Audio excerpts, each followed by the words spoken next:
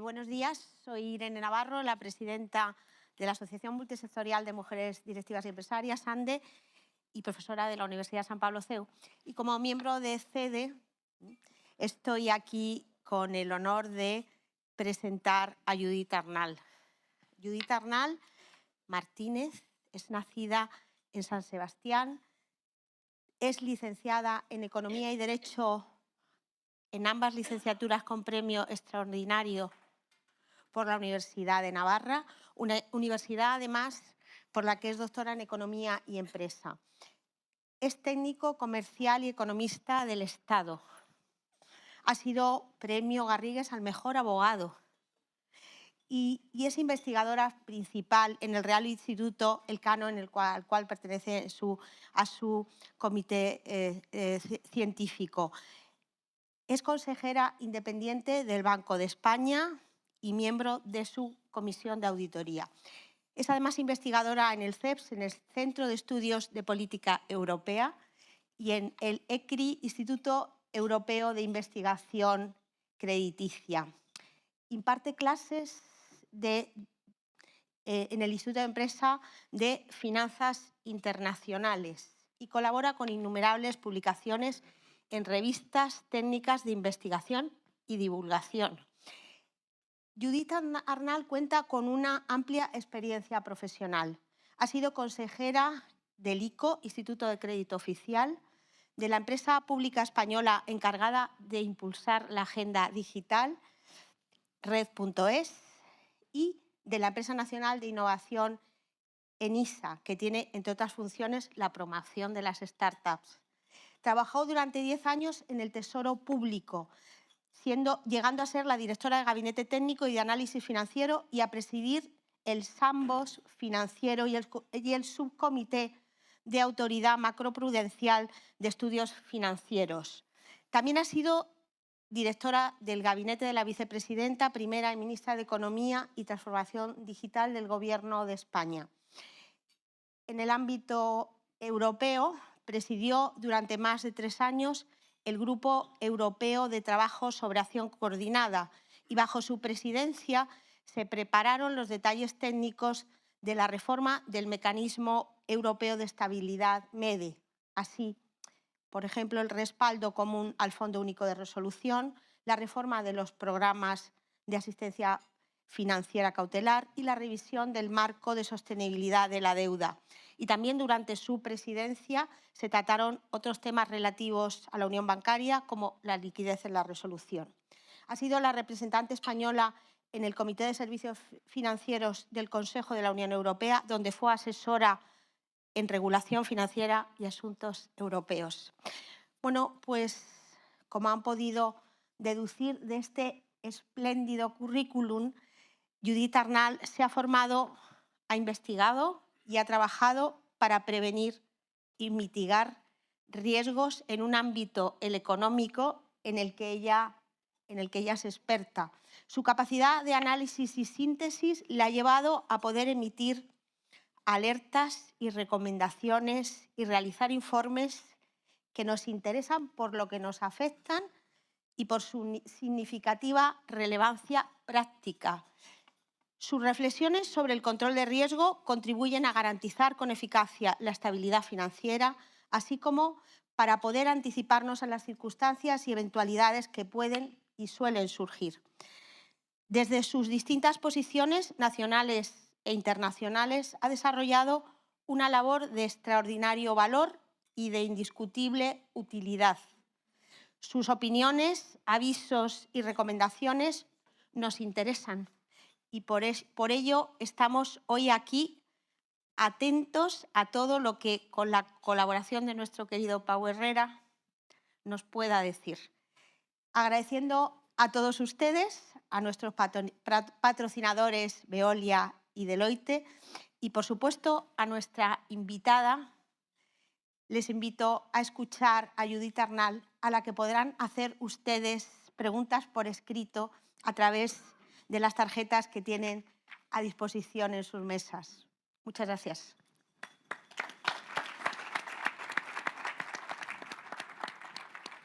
Bueno, muchísimas gracias. Gracias, Irene. Y muchas gracias, Judith, por acompañarnos. Hoy, como ha explicado, te hemos invitado porque hay un tema que preocupa muchísimo a las empresas, preocupa y ocupa, que es el tema de la geopolítica, en tu doble vertiente o triple, ¿no?, del Instituto Elcano y del CEPS, ¿no?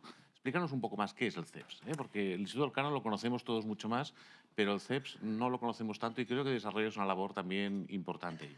Bueno, lo primero, muchísimas gracias por la invitación. Es todo un placer ser moderada por ti, Pau. Y bueno, Irene, millones de gracias por la introducción. Espero estar a la altura de tus inmerecidas palabras. Y gracias por preguntar por el CEPS. Luego se lo diré porque les va a hacer mucha ilusión, porque CEPS es el Center for European Policy Studies, que es un think tank de Bruselas. De hecho, es uno de los más potentes que hay en Bruselas, y yo allí me dedico a investigar sobre regulación financiera. Entonces, en el Real Instituto Elcano hago más investigación geoeconómica y tecnológica, y en CEPS, que yo creo que para lo que es la regulación financiera es el mejor think tank que hay en Europa, pues investigo en eso porque al final está en mi ADN. O sea, los primeros puestos que yo tuve en la administración se dedicaron con mayor o menor acierto a la regulación financiera. Muy bien. Pues empecemos un poco por toda la parte, el bloque de preguntas o de reflexiones sobre la economía española, ¿eh? ¿Cómo ves la economía española? ¿Cómo ves que nos pueden afectar los aranceles? Todo el tema Trump. Y después un tema que habíamos comentado es cómo visualizas que podemos tener una oportunidad en lo que es la atracción de flujo de capitales, ¿no?, de toda la que es la parte de inversión, ¿no? Vemos que hay una nueva regulación que Trump ha sacado, parece que va a agravar toda la parte de los flujos de inversión. ¿Cómo ves todo esto?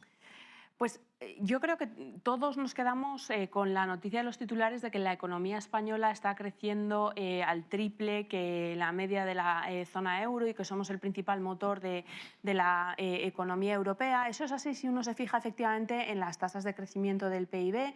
El año pasado con una tasa de crecimiento del 3,2%, este año pues se espera que ronde el 2,5% en función de las distintas instituciones financieras que hagan las previsiones económicas. Entonces la pregunta es ¿por qué?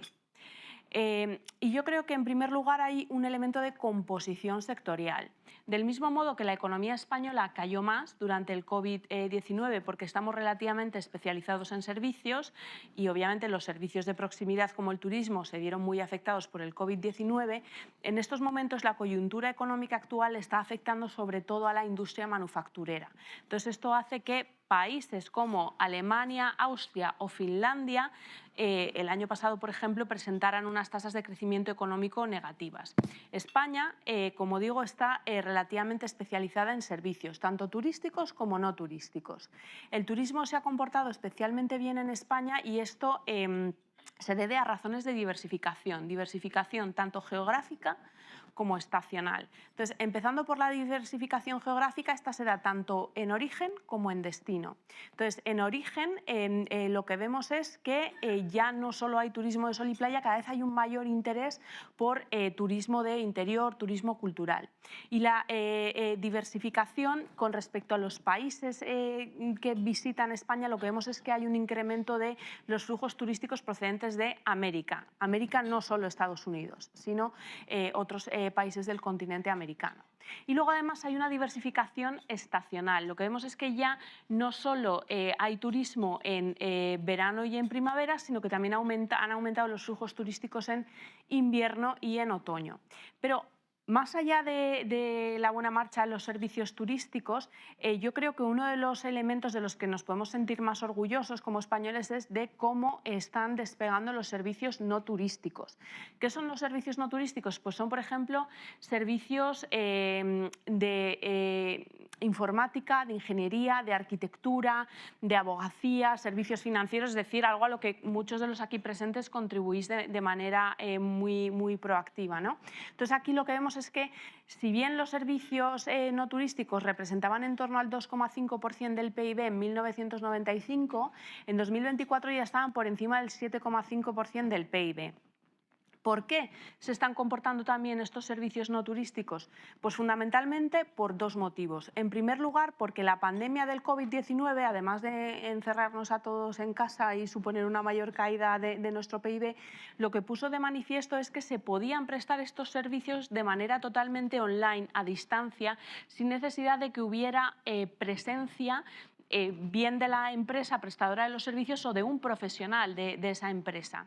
Y en segundo lugar, los costes relativos. Lo cierto es que estos servicios que prestan las empresas españolas son relativamente más baratos que los que pueden prestar empresas de otros países a igualdad de calidad o incluso con mayor calidad los nuestros. Entonces, uno de los primeros motivos que explica que nuestra economía lo esté haciendo mejor es que ahora es un buen momento para los servicios y tanto nuestros servicios turísticos como empresariales están despegando.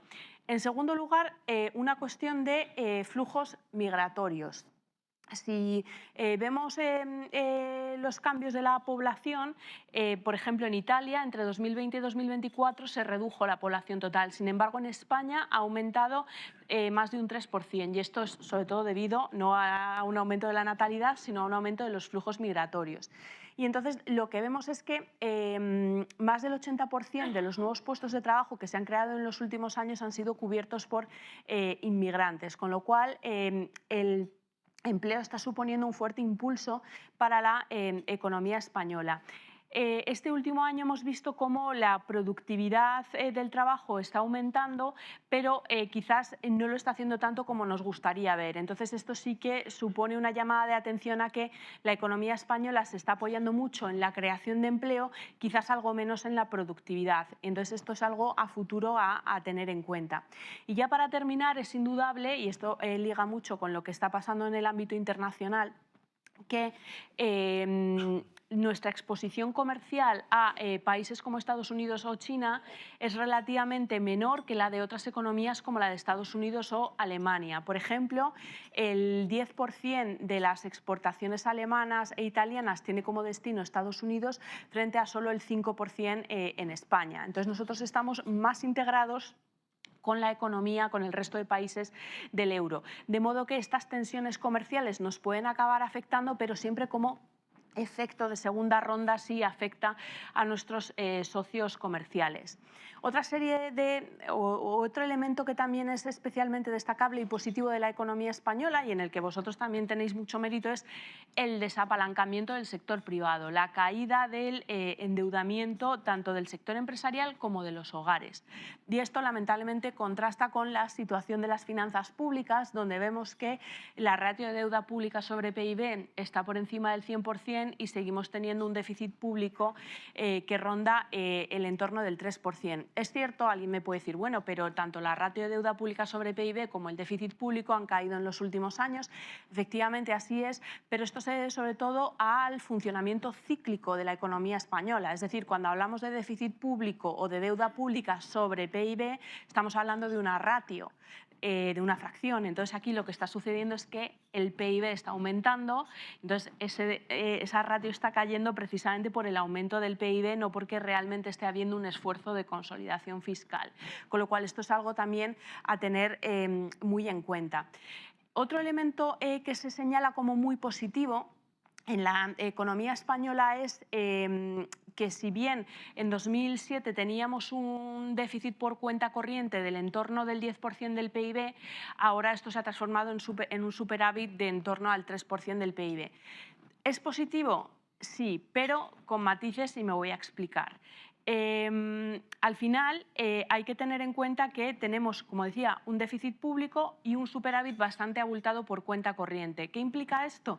Que todo esto lo está financiando el sector privado y se está financiando con un ahorro elevado y una inversión reducida. Entonces, esto lo que nos está diciendo es que en realidad la inversión privada está fallando en España. Y lo vemos también si estas cifras que yo daba de crecimiento del PIB, si las desglosamos en función de los distintos componentes, lo que vemos es que entre 2020 y 2024, en torno al 45% del crecimiento del PIB en España vino explicado por el aumento del consumo público y solo el 13% por el aumento de la formación bruta de capital fijo, es decir, por el aumento de la inversión. Entonces, en un contexto en el que estamos recibiendo fondos del plan de recuperación, los conocidos como fondos Next Generation EU, hasta cierto punto es sorprendente que la inversión, sobre todo la inversión privada, no se esté comportando de manera más dinámica. Entonces, es otro reto de la economía española en un contexto en el que nos queda poco más de un año para ejecutar todos los fondos del plan de recuperación. Deberíamos de ver, si todo va bien, un impulso importante de la inversión. Entonces, estoy metiendo un rollo increíble. No, pero has hecho... No, te volveremos a invitar. Ya te avisé que yo empezaba... No hay problema. Es muy interesante, ¿no? Y la verdad es que muy bien, porque ha sido una introducción, yo creo que muy ilustrativa, pero tenemos un montón de preguntas Sí, para avanzar. Pero a raíz de los flujos de inversión, lo que comentabas ahora del tema inversión, ¿no? ¿Crees que es una oportunidad? ¿Tenemos una oportunidad? ¿Detectas ya que están viniendo flujos de inversión? O sea, que la política de Trump... A ver, aquí, bueno, y aquí aprovecho para hacer una cuña publicitaria, porque en CEPS publicamos un informe... Lo tienes permitido. Gracias. Bueno, lo había hecho, perdón, ya me había lanzado. Hicimos un informe bastante duro de elaborar, además, porque fue muy intensivo en datos, en CEPS sobre movimientos de capital en la Unión Europea. Y aquí vimos dos cosas. Yo quiero distinguir, por un lado, la inversión directa y, por otro lado, la inversión de cartera. Para los que no sean economistas, a modo resumido, la inversión directa es la inversión más transformadora, que supone adquirir más del 10% del capital social de una empresa, y en principio es una inversión llamada a la permanencia. Mientras que la inversión de cartera es una inversión más propiamente financiera, pues para obtener rentabilidad financiera, pues compras de bonos, acciones, etc. Entonces, aquí lo que vimos es que Estados Unidos retiró bastante de su inversión directa en la Unión Europea en los últimos 8 años. Y vimos además que coincidía con dos momentos clave. Por un lado, en 2017 hubo una retirada importante de inversión directa de Estados Unidos, o sea, en la Unión Europea por parte de Estados Unidos, y coincidió con la reforma fiscal de Donald Trump. Es decir, esos incentivos fiscales lo que hicieron es que inversores estadounidenses decidieran apostar más por su país y no tanto por la Unión Europea. Y luego la otra oleada la vimos en 2021, 2022, 2023, coincidiendo con las medidas de la administración Biden, como el Inflation Reduction Act, el US CHIPS Act, y el Infrastructure Bill, es decir, incentivos fiscales nuevamente, en este caso en forma de tanto deducciones fiscales como subvenciones. Claro, ahora la pregunta es, ¿va a producir este efecto, estas medidas de Donald Trump, que no tienen nada que ver ni siquiera con las que él mismo planteó en 2017? Entonces, esta es una gran pregunta, y lo que esperamos ver, y vamos a hacer, actualizar este informe para el año que viene, lo que sí que deberíamos ver es que ciertos inversores estadounidenses deciden volver a apostar por la Unión Europea. Esto en lo que afecta a la inversión directa. Por otro lado está la inversión de cartera. Y aquí lo que vimos es que en los años 2022, 2023 y 2024 muchos inversores europeos decidieron comprar activos financieros estadounidenses, en particular deuda pública estadounidense, por el incremento del riesgo geopolítico y porque en esos momentos la deuda pública estadounidense se percibía como un activo totalmente libre de riesgo. Entonces, otra pregunta es, ¿qué va a pasar con esa inversión de cartera que los europeos estábamos realizando en Estados Unidos? Entonces, lo que uno podría pensar es, vamos a conseguir captar inversiones directas de Estados Unidos que se habían ido allí bajo el influjo de políticas públicas con incentivos fiscales, y además vamos a recuperar parte de nuestra propia inversión financiera. Ahora, ¿esto es factible? Sí. ¿Está asegurado? No. Tenemos que hacer los deberes. Ahora hay mucha gente que dice, bueno, ¿el euro puede ser un sustitutivo al dólar? Pues realmente no está claro. Es decir, en estos momentos yo diría que el dólar estadounidense está pasando por unos momentos muy complicados, y no está claro que el dólar estadounidense en sus peores momentos pueda ser reemplazado por el euro en unos momentos en los que vemos que aquí hay mayor certidumbre. Tendremos que seguirlo, ¿no? Entonces, hay que seguirlo. El informe este que dices, sabes que CEDE lo forman 37 entidades, por la visión que tuvo nuestro presidente Isidro Fainé de agrupar a asociaciones de directivos que representan a 160.000 directivos en España. Con lo cual te pediría enviarnos el informe, y si te parece lo haremos llegar a todas las entidades, ya que todo ese tema interesa muchísimo. Vamos a hablar de competitividad del sector financiero, unión bancaria, unión de mercado de capitales. Abramos un poco el capítulo, ¿cómo ves el tema este?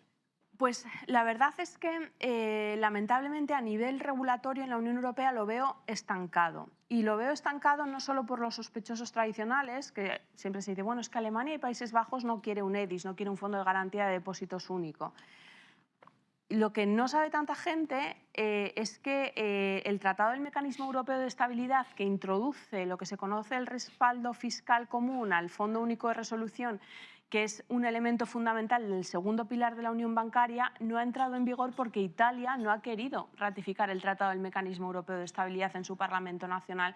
Es decir, todos los parlamentos nacionales de los 19 Estados miembros de la zona euro han ratificado ese tratado, Italia no lo ha hecho, con lo cual realmente no hay una voluntad de avanzar en la unión bancaria, no ya por parte de Alemania y Países Bajos, sino incluso por parte de países como Italia, que no están queriendo ratificar ese tratado a pesar de que asumieron el compromiso político de hacerlo en el Eurogrupo. Entonces, en este contexto, la verdad es que uno puede pensar que se ha llegado a una vía muerta, ¿no? por lo que respecta a la unión bancaria. Por lo que respecta a la unión de los mercados de capitales, lo cierto es que fue un proyecto que se lanzó en el año 2015, bajo cuyo paraguas se han aprobado propuesta normativa tras propuesta normativa, pero en realidad lo que vemos es que los mercados de capitales de la Unión Europea no están más desarrollados. Y aquí sí que me gustaría aprovechar para lanzar un mensaje, y es que muchas veces se generaliza de manera indebida y se dice que los mercados de capitales de la Unión Europea no están desarrollados, mientras que los de Estados Unidos sí que lo están. Y esto es solo parte de la historia. Si vemos mercados de capitales de la Unión Europea como Suecia, Dinamarca o Países Bajos, vemos que sí que son mercados de capitales desarrollados y vibrantes. Y si uno se fija en qué han hecho estos países para conseguir ese desarrollo de mercado de capitales, a mi juicio hay dos elementos clave. Por ejemplo, pensando en el caso de Suecia, uno es la cuenta de inversión ISK, que es una cuenta que permite al inversor minorista invertir en mercados de capitales de manera sencilla y con incentivos fiscales. Y el segundo elemento, y esto, por ejemplo, pensando en el caso de Dinamarca, realmente los mercados de capitales daneses empezaron a desarrollarse a raíz de la reforma de pensiones que llevaron a cabo a finales de los años 80 y que supuso un reforzamiento muy fuerte de los planes de pensiones de empleo, es decir, del denominado Pilar 2. Entonces, está bien fijarse en las propuestas normativas que vengan de la Unión Europea en materia de unión de mercado de capitales, pero creo que son incluso más importantes las reformas a nivel nacional y no tanto fijarnos en por qué funcionan bien los mercados de capitales de Estados Unidos, siendo que son jurisdicciones más difícilmente comparables, y mirarnos en el espejo de otros países que están dentro de la Unión Europea y que, de hecho, me consta, porque Suecia está haciendo un esfuerzo muy fuerte al respecto, quieren ayudarnos a dirigir reformas estructurales nacionales similares en nuestros respectivos países. Entonces, en estos momentos lo que vemos es que se ha lanzado la Savings and Investments Union, ¿no? La unión de los ahorros e inversiones, que al final lo que hace es, bajo ese paraguas de la CIU, agrupar la unión de los mercados de capitales y la unión bancaria. O sea, vamos cogiendo los distintos elementos, los vamos reagrupando. Vamos a ver cómo evoluciona todo. Todavía la Comisión Europea tiene que presentar distintas propuestas normativas. También creo que un elemento fundamental a nivel europeo probablemente sea una verdadera armonización de las prácticas supervisoras, por ejemplo, en mercados de capitales, porque es cierto que aunque tenemos un mismo marco normativo europeo, luego cada autoridad nacional competente lo interpreta de una manera distinta, y de ahí, y esto yo creo que no es ninguna novedad, hay empresas que prefieren ir a emitir a Luxemburgo o a Irlanda porque resulta más sencillo que emitir en Roma, por decirlo de alguna manera, ¿no? Entonces, bueno, yo creo que la dirección es correcta, tenemos que ver cómo se acaba implementando. Los dos principios básicos tradicionales de la regulación financiera han sido la protección de la estabilidad financiera y la protección del consumidor o del inversor. Esto tiene todo el sentido, pero yo creo que en este contexto es importante introducir el tercer elemento de competitividad financiera, financiera y más en un contexto en el que puede que haya cierta desregulación al otro lado del Atlántico, en Estados Unidos. No se trata de desregular aquí. Los dos principios de protección de la estabilidad financiera y del consumidor e inversor tienen que seguir siendo primordiales, pero sí que es importante llevar a cabo esfuerzos de simplificación para garantizar que nuestras entidades financieras también son competitivas, precisamente en un contexto en el que, si sumamos lo que dice el informe Draghi y lo que dice Ursula von der Leyen para defensa, yo no sé qué cantidad de fondos tenemos que levantar. Ahora luego hablaremos de los fondos estos, pero háblanos del euro digital. O sea, antes de entrar en el capítulo de defensa y seguridad, ¿cómo ves el tema del euro digital? Hablamos mucho, están haciendo pruebas.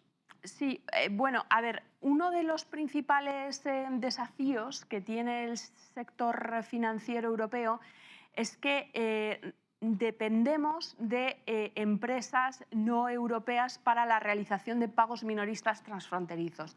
Por poner nombre, dependemos de Visa y Mastercard básicamente si queremos hacer un pago minorista de España a Finlandia o lo que sea, ¿no? Entonces, esto en un contexto en el que la autonomía estratégica está ganando peso, ha puesto sobre la mesa la necesidad de plantear iniciativas propias europeas para la realización de estos pagos minoristas. Entonces, es en este marco en el que surge esta idea del euro digital como iniciativa pública. Ahora bien, yo creo que no tenemos que perder de vista que también hay iniciativas privadas fundamentales a este respecto. En España, por ejemplo, tenemos Bizum, que es un sistema account to account, que ya se ha puesto en marcha la iniciativa Europa, European Payments Alliance, para básicamente hacer interoperable nuestro Bizum con MBWay en Portugal y Bancomat en Italia. Entonces, una forma también de garantizar que tenemos iniciativas para realizar pagos minoristas de manera paneuropea es fomentar la interoperabilidad de los sistemas más exitosos account to account que hay en los distintos Estados miembros. Entonces, mi opinión aquí es que, uno, no hay que expulsar a Visa y Mastercard de la Unión Europea, esto no tiene ningún sentido.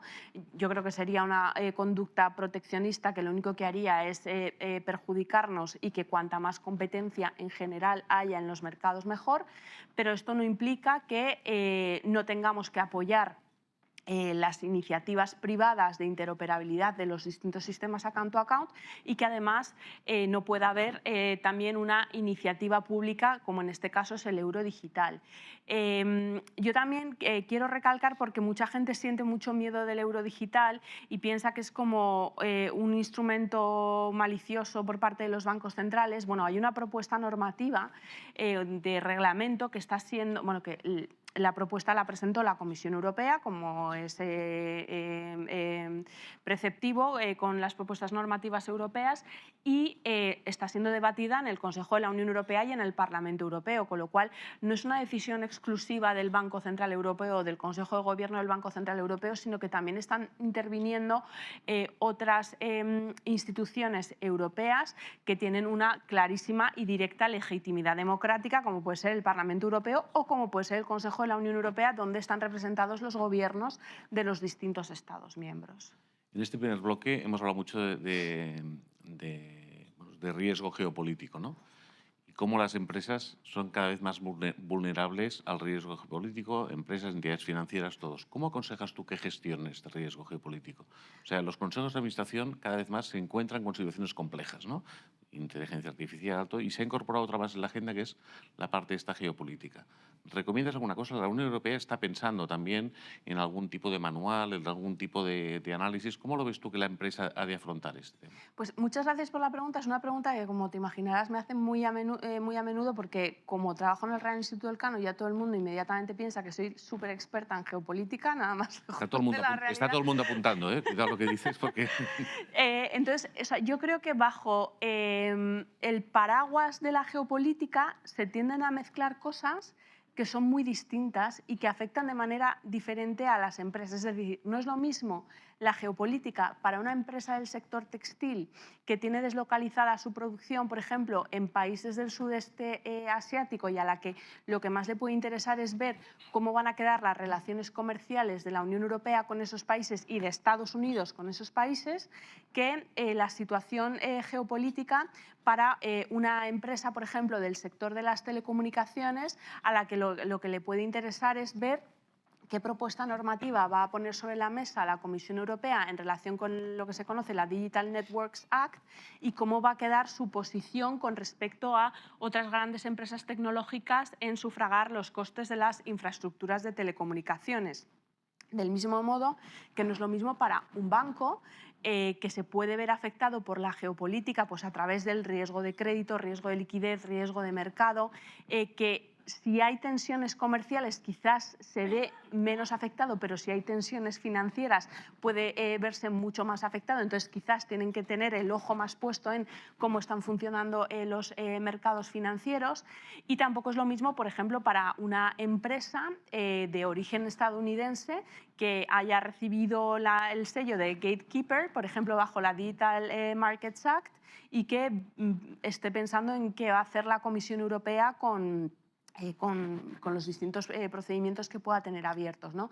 Entonces, la geopolítica yo creo que se declina de manera muy distinta en función del tipo de actividades de la empresa, o sea, de la propia naturaleza de la empresa y de dónde esté presente esa empresa. Pues, también, pues, pensando en el sector financiero, un banco que esté presente en México tendrá que estar muy pendiente de qué sucede con México políticamente, qué sucede también con las relaciones comerciales entre Estados Unidos y México, si va a haber un impacto muy negativo para las empresas mexicanas de posibles restricciones comerciales y esto va a suponer un incremento de su riesgo de crédito. Entonces yo creo que es algo que hay que ir viendo caso a caso, pues en función del tipo de empresa y a dónde esté expuesta esa empresa. Hablábamos antes de defensa, seguridad. Ahora ya no hablamos de defensa, hablamos de seguridad. Porque queda mejor, ¿no? Queda mejor. Hemos hecho el washing. La Unión Europea ha publicado el libro blanco. Aquí se le llama de defensa, creo, ¿no? O sea, habla de todo el tema, de los esfuerzos importantes, pero me gustaría hablar de todo el capítulo. No te voy a preguntar de autonomía estratégica, la defensa, alianzas, y esto ya lo dicen. Si quieres puedes hablar alguna cosa, pero de toda la parte de soluciones de préstamos, todo el dinero que se va a poner en circulación para lo que es la industria de la defensa y ayudas para de alguna forma tener un modelo propio. Pues muchas gracias por la pregunta. Vamos a ver, lo primero que yo creo que tenemos que tener claro, y esto igual es de friki economista, pero desde un punto de vista de economía industrial, la industria de la defensa es lo que se conoce como un cuasi monopsonio. ¿Qué quiere decir? Que básicamente hay prácticamente un único demandante, que es el Estado. Yo no me voy a comprar un tanque. Y creo que ninguno de los aquí presentes, ¿no? Entonces, esto lo que supone es que si bien puede haber un rol para el sector privado en la financiación de la defensa, y he tenido debates muy encendidos sobre este tema, yo creo que la mayor parte de la financiación va a depender del sector público. Es decir, puede haber financiación puente, puede haber financiación, por ejemplo, de capital riesgo para determinados avances tecnológicos en el sector de la defensa, pero la cabeza del león van a ser los pedidos que lleven a cabo los distintos estados y, por tanto, va a ser una financiación fundamentalmente pública. Entonces, esto lo que supone es un peso fuerte para los presupuestos de los distintos Estados miembros. Otra cuestión que caracteriza a la industria de la defensa europea y que se distingue de la estadounidense es, bueno, como en casi todo, la elevada fragmentación que hay en la industria de la defensa europea con respectivos campeones nacionales, ¿no? Pues en Italia está Leonardo, en Alemania está Rheinmetall, en Francia está Dassault. En España tenemos pues, también algunas empresas como Indra, como Navantia, Santa Bárbara, Escribano, pero lo cierto es que estamos absolutamente fragmentados y esto tiene un claro impacto económico y es que no podemos beneficiarnos de economías de escala. Entonces, ¿por qué somos tan dependientes de la industria armamentística estadounidense? Uno, porque está más avanzada tecnológicamente, pero dos, porque curiosamente es más barata. Y es más barata porque está más integrada y pueden beneficiarse de esas economías de escala. El propio informe Draghi indica que entre mediados de 2022 y mediados de 2023 más del 60% del gasto en defensa de la Unión Europea fue a pedidos procedentes de Estados Unidos. O sea, de los pedidos, más del 60% del dinero que se gastó en pedidos fue a Estados Unidos. Entonces, bueno, esto realmente en un contexto en el que no está claro cuál va a ser el rol de Estados Unidos a futuro en la defensa, pues nos supone una responsabilidad. Y yo creo que Estados Unidos está poniendo esta presión sobre la Unión Europea no solo porque nos percibe como free riders, es decir, que nos estamos beneficiando gratuitamente de la protección que ellos nos daban, sino también por una cuestión económica. Ellos saben de nuestra dependencia con respecto a su industria, entonces todo incremento del gasto público que llevemos en la Unión Europea, sobre todo si es en armamento, pues acabará teniendo una repercusión positiva para ellos. Hay alguna pregunta del 5%. ¿Hay alguna pregunta? Del incremento que pide Estados Unidos al 5%. Bueno, supongo que referido a esto que comentas. O sea, claro, aquí va a haber durante este mes estará la cumbre de la OTAN, donde efectivamente se espera que el objetivo del gasto público en defensa del 2% del PIB se aumente. Yo creo que como mucho acabaremos en el 3,5%, o sea, no puedo imaginarme el 5%, o sea, ya el 3,5% yo creo que va a estar complicado para algunos países. Entonces lo que vemos es que realmente países como España e Italia estamos a la cola en la lista de la OTAN en gasto público en defensa sobre PIB. España, de hecho, es el último país en el 1,3%.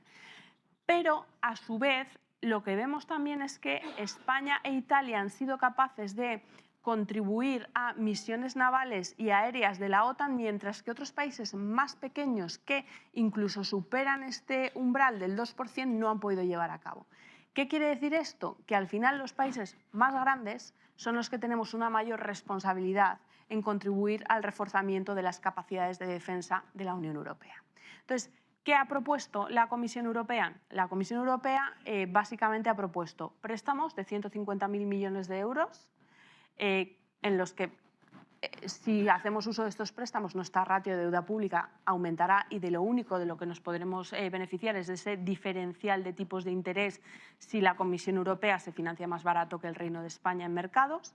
Luego está la cláusula de escape nacional, básicamente para durante 4 años no tener en cuenta a efectos de las reglas fiscales un incremento del gasto en defensa del 1,5% del PIB, que hasta donde yo sé España no ha solicitado acogerse a esto. Yo soy bastante crítica con esta cláusula de escape porque me parece que no es para lo que fue diseñada. La cláusula de escape fue diseñada fundamentalmente para shocks económicos, no para hacer frente a un incremento estructural de gasto en defensa, y además solo tiene una duración de 4 años, que pasará el 5º año. Entonces, claro, yo aquí lo que propondría es un Next Generation EU nuevamente con transferencias. Entonces, claro, quiero decir, soy también medianamente inteligente y me doy cuenta de que, aunque lo pido, es muy difícil que la Comisión Europea responda a esto. Uno, porque van a tener que empezar a devolver los préstamos, porque la Comisión Europea se endeudó en mercados financieros para poder hacernos a nosotros las transferencias de 77.000 millones de euros. Van a tener que empezar a devolver esos préstamos. Esto implica que el presupuesto de la Unión Europea se va a ver cada vez más constreñido y además tampoco hay una voluntad política por parte de los Estados miembros, de algunos Estados miembros, de seguir haciendo transferencias a España e Italia. Entonces, en este contexto, todo parece que tenemos que dar un paso al frente y que, de hecho, yo me atrevería a decir que incluso nuestra credibilidad como país está en juego. Yo ya he escuchado decir a varios países del norte y del este de la Unión Europea, nosotros fuimos generosos con España y con Italia cuando os visteis relativamente más afectados por la pandemia. Ahora que nosotros estamos viendo la amenaza de Rusia, es vuestro turno de incrementar el gasto público en defensa y de contribuir a reforzar nuestras capacidades de defensa. Una buena reflexión. En el tema de defensa y seguridad, en lo que es el tema de seguridad y referido a todo el tema tecnológico, ¿no?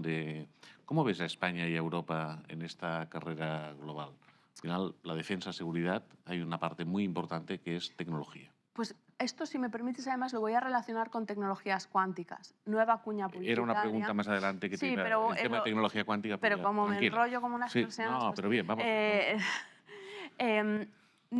una nueva cuña publicitaria. Ahora el informe es del Real Instituto del Cano, porque tengo que equilibrar Te pediré entre que nos lo CEF y el envíes Cano. para que lo enviemos a las entidades. Y bueno, hicimos un informe conjuntamente, la Fundación Tecnalia, afortunadamente, porque ellos pusieron los físicos y los ingenieros, o sea, yo si no me he hecho a llegar, ¿no?, de hacer un informe de cuántica yo sola, y el Real Instituto del Cano un informe de cómo posicionar a España en el futuro tecnológico, en particular en tecnologías cuánticas. Entonces, un primer mensaje que lanzamos y que creo que es importante es que tecnología cuántica no es solo computación cuántica. Hay más. Realmente hay 3 clases de tecnologías cuánticas: la computación cuántica, la comunicación y la ciberseguridad cuántica y la metrología y la sensórica cuántica. Entonces, en computación cuántica es cierto que la jurisdicción que está más avanzada es Estados Unidos, y sobre todo de la mano de sus grandes empresas Big Tech y a través de inversión privada, no inversión pública. En ciberseguridad y comunicación cuántica está muy avanzada China, aunque la Unión Europea no va mal. Y donde realmente todavía no hay un ganador claro es en sensórica y en metrología cuántica. Y aquí nosotros lo que proponemos es apostar por la sensórica y la metrología cuántica. ¿Por qué? Aparte de porque no hay un ganador todavía, porque así como en computación cuántica va a haber una tecnología ganadora, en sensórica y en metrología cuántica puede haber distintas tecnologías. Y en particular la sensórica y la metrología cuántica puede tener grandes aplicaciones en el ámbito de la defensa. Y voy a poner casos de uso. Por ejemplo, un soldado que se mete en un túnel a perseguir a un terrorista. Si pierde la cobertura satelital no sabe dónde está. Pero por medio de sensórica y metrología cuántica a través de navegación inercial puede saber dónde está. O por ejemplo, un submarino, para saber exactamente dónde está, tiene que emerger a la superficie. Gracias a este tipo de tecnologías ya no será necesario. Y luego también se habla de océanos transparentes, de que nosotros también sabremos dónde están los submarinos. Y por supuesto, estos casos de uso que a uno le pueden impactar más porque parecen de película de acción, ¿no?, de Misión Imposible, luego pueden tener aplicaciones duales. Por ejemplo, pues en el ámbito de la navegación automática de vehículos. Entonces, ya que tenemos que aumentar nuestro gasto público en defensa, hagámoslo de la manera que tenga un mayor efecto arrastre para nuestro tejido productivo, porque claro, uno puede aumentar el gasto en defensa con consumo, con gasto corriente, es decir, con sueldos de soldados, por medio de consumos intermedios, es decir, pues munición o combustible, o a través de inversiones.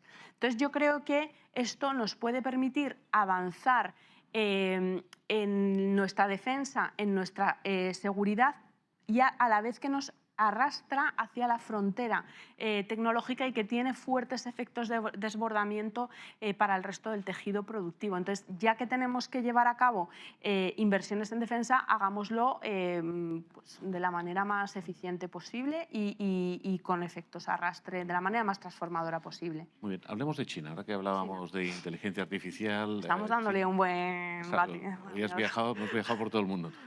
El tema de la irrupción de China en todo el tema de inteligencia artificial. Ahora que hablábamos de computación cuántica, todo esto, explícanos cómo lo ves. Tú eres una experta en temas de tecnología también, en lo referente a esto.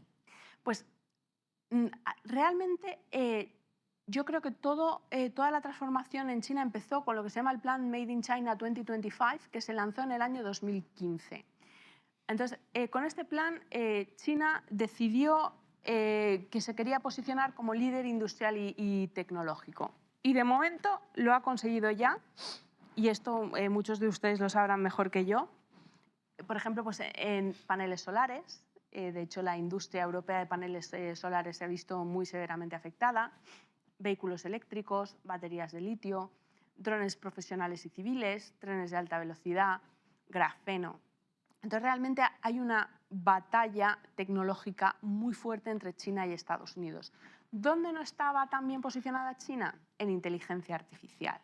Realmente los principales... si vemos la cadena de valor de la inteligencia artificial, lo que vemos es que tanto los diseñadores de microchips como los proveedores de infraestructuras como cloud son estadounidenses, y luego los desarrolladores de los distintos modelos de inteligencia artificial también son estadounidenses. Entonces, precisamente como parte de esta batalla tecnológica, no ya la administración Trump, la administración Biden empezó a introducir controles a las exportaciones de los semiconductores más avanzados para frenar ese desarrollo tecnológico de China. Y de hecho, incluso se desbordó más allá de las fronteras estadounidenses y llegaron a presionar también al gobierno de los Países Bajos y a la empresa neerlandesa ASML, que es la que produce las máquinas litográficas ultravioletas extremas, que suena fatal, pero bueno, es una máquina que se utiliza, que es fundamental para poder manufacturar los semiconductores más avanzados. Entonces, con todo esto, los chinos fueron capaces de dar con un modelo de inteligencia artificial, que es el denominado DeepSeek, que estaba ya listo a finales de 2024. Pero esperaron, y hasta yo sabía que eso estaba listo, pero esperaron a presentárselo a todo el mundo a lo grande, a que Donald Trump tomara posesión en la Casa Blanca y a que se llevara a cabo ese anuncio de inversiones millonarias en inteligencia artificial por parte de Estados Unidos. Y es en ese momento en el que realmente se dice, hemos conseguido hacer DeepSeek, vuestros controles a las exportaciones no nos han afectado porque hemos podido hacerlo con semiconductores no de última generación y además lo hemos hecho con menos recursos financieros y de manera menos intensiva energéticamente. Y además lo hacemos con código abierto, lo cual implica que permitimos que en general todo el mundo pueda acceder a nuestro código y pueda mejorar nuestro sistema del LLM y que se puedan beneficiar de ello. Entonces fue un mensaje geopolítico muy fuerte. Yo no tengo los conocimientos técnicos ni la información para saber si todo lo que han dicho de la parte china acerca de cómo se gestó DeepSeek es así, pero bueno, aunque no fuera 100% realidad y solo la mitad fuera cierto, realmente sería algo remarcable. Entonces sí que vemos que se está estamos en el medio de una batalla geopolítica y veremos cómo termina. Tenemos que seguirlo de cerca. Hablamos un poco de criptoactivos. Hay una desregulación por parte de Estados Unidos y, en cambio, parece que la Unión Europea sigue un camino diferente, ¿no? ¿Cómo lo ves? Vamos a ver, Haz una explicación de criptoactivos primero y luego, si quieres... ¿De qué son los criptoactivos? Sí. Bueno, los criptoactivos pueden ser, tienen una tipología bastante amplia. Me voy a centrar en la clasificación, en la taxonomía que hace el reglamento MiCA, que es el reglamento de mercados de criptoactivos que tenemos en la Unión Europea. Básicamente aquí distinguen, por un lado, los criptoactivos que están ya bajo la normativa MiFID y que son, por tanto, instrumentos financieros, esos están fuera de MiCA. Y luego entonces tenemos tres tipos de criptoactivos en MiCA. Los criptoactivos como tal, lo que se llaman e-money tokens y lo que son asset reference tokens. Para que nos entendamos, los e-money tokens y los asset reference tokens son lo que se conocen como stablecoins, mal llamadas stablecoins. Es una batalla, es una gran victoria de marketing por parte de las empresas de cripto. Entonces, básicamente un e-money token, para que nos hagamos una idea, es un criptoactivo que está respaldado por una determinada moneda, como por ejemplo el euro o por el dólar. Mientras que un Asset Reference Token es un criptoactivo que puede estar respaldado por una cartera de monedas o por una cartera de materias primas o por una combinación de todo esto. ¿Qué es Bitcoin? Bitcoin es criptoactivo, sin más. Y lo que no está cubierto son las que se conocen como stablecoins algorítmicas, como por ejemplo Luna o Terra, que se supone que son criptoactivos que mantienen su valor de manera estable, pero a través de mecanismos algorítmicos. Y esto pues, se vio que no funcionó con Luna y Terra y de hecho se desplomaron, ¿no? Entonces, básicamente, un criptoactivo es una idea, es un activo financiero que se apoya en la descentralización total y absoluta y en el uso de tecnologías como DLT, es decir, tecnología blockchain, y que en principio escapa al control de las autoridades públicas. Que se pretendía que pudiera funcionar como medio de pago, pero si uno ve cómo ha ido evolucionando el valor del Bitcoin, se da cuenta de que eso, por la volatilidad que tiene, no puede funcionar como medio de pago. Entonces están funcionando como inversiones, fundamentalmente. Entonces, en este contexto, la Unión Europea aprobó el reglamento MiCA. En estos momentos veremos cómo evolucionan los próximos meses, pero yo sigo siendo de la opinión que el principal problema que generan los criptoactivos es sobre todo de protección del inversor más que de potencial estabilidad financiera, porque de momento sus conexiones con el sector financiero tradicional siguen siendo relativamente reducidas. Entonces, lo que vemos es que nos hemos dado un marco de protección del inversor en la Unión Europea que, lamentablemente, y esto no se puede resolver por ningún regulador, es como poner puertas al campo. Porque si yo, aún así, me empeño en comprarme el peor criptoactivo del mundo, una meme coin que no tenga ningún sentido, yo lo puedo hacer desde un ordenador en mi casa. Es decir, por mucho que no se permita en la Unión Europea que se anuncie ese criptoactivo o un proveedor de servicios de criptoactivos con esa cripto, yo si quiero me lo puedo comprar. Entonces esto es como poner puertas al campo, y de ahí es tan importante la convergencia regulatoria. Entonces yo veía con muy buenos ojos que la Unión Europea hubiera dado el primer paso con MiCA, porque pensaba que esto iba a inspirar a otras jurisdicciones a introducir normativas similares inspiradas en la nuestra. Pero lamentablemente lo que vemos es que la administración estadounidense está yendo totalmente por la vía contraria, en un contexto en el que además no hay que olvidar que tienen fuertes conflictos de interés, tanto porque antes de ser elegido presidente de Estados Unidos, Donald Trump puso en marcha fuertes inversiones de criptoactivos, como porque empresas de criptoactivos también financiaron la campaña electoral de Donald Trump. Entonces nos encontramos en un momento relativamente complicado para este tipo de inversiones, y tendremos que ver por dónde evoluciona de todo, y sobre todo si realmente acaban integrándose más en el sector financiero tradicional, pues habrá que tener también un ojo muy puesto en la estabilidad financiera y no solo en la protección del consumidor. Muy bien.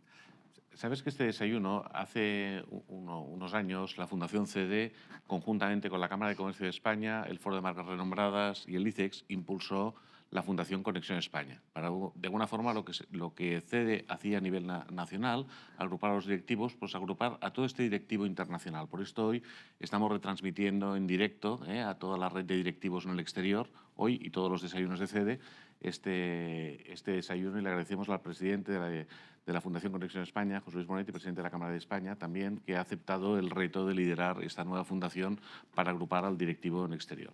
Mi pregunta es, en línea a este directivo en el exterior, desde tu atalaya, esta visión privilegiada que tienes, ¿cómo ves al directivo español? Pues yo me siento muy orgullosa, la verdad, y no es por hacer la pelota aquí, pero realmente, y esto entronca con prácticamente uno de los primeros mensajes que he lanzado, una de las fortalezas de la economía española son nuestros servicios empresariales, y eso no sería un puntal si no fuera por la calidad del directivo español. Entonces, yo realmente creo que el directivo español lo está haciendo muy bien, que es un directivo muy profesional, y que además defiende la marca España. Ya que estamos hablando de foro de marcas renombradas, un directivo español que lo haga bien fuera de España está llevando marca España con él, y está representando a España. Es decir, a España no solo la representan los funcionarios públicos que salen en el exterior a llevar negociaciones públicas, sino también, bueno, cada uno de nosotros en nuestro ámbito profesional, cuando salimos fuera, somos marca España. Muy bien. Desde esta función de liderazgo de la gente joven, desde CD, estamos impulsando dos proyectos. Uno que llamamos Talento en Crecimiento, para estudiantes tanto de FP como universitarios que se incorporan al mercado laboral. Y luego tenemos un centro de formación, el International Center for Leadership Development, el ICLD, que aquí tenemos una mesa de antiguos alumnos, de lo que son y de alumnos del ICLD, que de alguna forma trabajamos con ellos, les formamos en todo lo que es el tema del liderazgo. ¿Qué aconsejarías? Tú que tienes una trayectoria profesional, una carrera francamente envidiable, como hemos visto en la presentación de Irene, ¿qué consejos darías a esta gente que se incorpora al mercado laboral o que de alguna forma está escalando posiciones en los temas de empresas o en diferentes instituciones? Bueno, con toda la humildad, o sea, casi me podrían dar ellos más consejos a mí que al revés. Yo creo que la clave para mí en mi trayectoria profesional ha sido una palabra que odio, pero es verdad, la resiliencia. O sea, al final, pues no todas las posiciones son igual de fáciles, no todos los trabajos nos tienen que gustar por igual y dentro de un trabajo no todas las tareas nos van a gustar por igual, entonces uno tiene que asumir que trabajo es trabajo, pero que hay que hacerlo de la mejor manera posible y luego posibilidad de adaptarme al cambio, porque al final yo durante 12 años fui funcionaria pública y ahora me he tenido que adaptar a un sistema en el que pues, estoy como investigadora escogiendo yo, y para mí esto es una suerte, escogiendo los temas en los que me quiero centrar, interactuando pues, con empresas, con instituciones públicas y luego también pues, tengo una pata pública como consejera en el banco y bueno, pues ha sido un cambio de 180 grados con respecto a las funciones que ejercía en la administración pública, que estaban mucho más dirigidas, donde la posición que había que defenderse se fijaba mucho más. Y entonces, bueno, pues uno tiene que también saber adaptarse, ¿no? Entonces, pues yo diría eso, resiliencia, asumir que no todo nos va a gustar siempre y, en segundo lugar, posibilidad de adaptarse al cambio. Muchísimas gracias. Muchas gracias, Judith, por Muchas acompañarnos. gracias. Somos muy respetuosos con la hora que dedicamos al desayuno. Hay un montón de preguntas, con lo cual Podríamos tendremos que seguir, volver. hasta la podríamos, una o las dos. podríamos continuar. Y seguro que además mantendría y seguiría tomando apuntes todo el mundo, que has visto que los hemos tenido todos muy atentos. Te quiero agradecer muchísimo que nos hayas acompañado en este desayuno. Gracias a todos los que nos han seguido en directo y en diferido a través de las conexiones por streaming. Y nada, hasta la próxima, que podamos contar con tus consejos y ver un poco lo que pasa en los próximos años. Gracias. Gracias.